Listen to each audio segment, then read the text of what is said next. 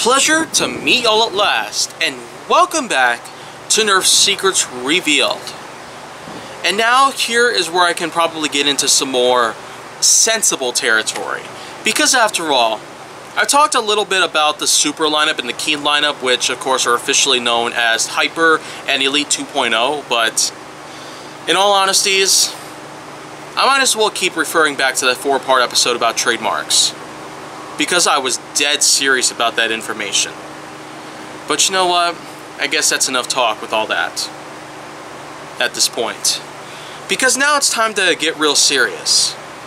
I was actually able to do some digging, and I was able to find a page of many different leaks encompassing pages of certain blasters that aren't even out yet. Blasters that have actually been leaked thanks to most YouTubers and Nerfers around the globe. And then of course the Nerf wiki page is actually able to have their own pages about these blasters. But only time will tell when they'll officially be up and running. And even more so with the types of photos that currently exist about these blasters. As concrete as they are, it's kind of hard to tell exactly how it's all going to go down at this point.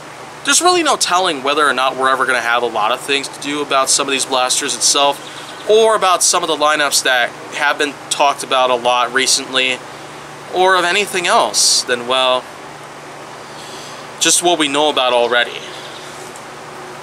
But what I can say for sure is that this one page on the wiki page that I was able to find out recently was that, of course, it did showcase the 4 current blasters that are being featured in the Keen lineup and the 6 that were featured in the Super lineup, like the Warden, the Volt, and the Commander, of course. But then, of course, there are some others here and there. There's actually leaks of other Fortnite blasters, as well as another Rivals blaster called the Saturn. Yeah. It currently has its own page. That's right. And the Saturn itself is officially just a shotgun with a foregrip and a stock on it. Kind of makes it look like a double breach with a stock on it. So it's kind of like a double breach with a little sling fire in the back of it. I don't really know at this point. But the point is that the Rivals Edge series finally has a 3rd blaster added to it.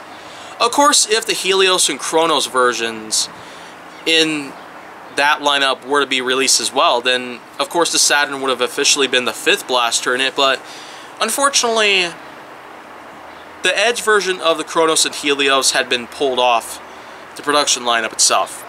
It's too bad we weren't able to see such incredible innovations in the Rivals lineup, including a few new attachments, and even the almighty Rivals drum magazine. That's right. The Helios itself would have had its own drum magazine if it were to be a part of the Edge lineup itself. But the Edge series only has 3. The Jupiter, Mercury, and now the Saturn. I'm starting to notice a little trend here at this point. The Edge blasters are officially being named after certain planets in our solar system. It is only a matter of time before we get others like Uranus and Neptune and maybe Venus.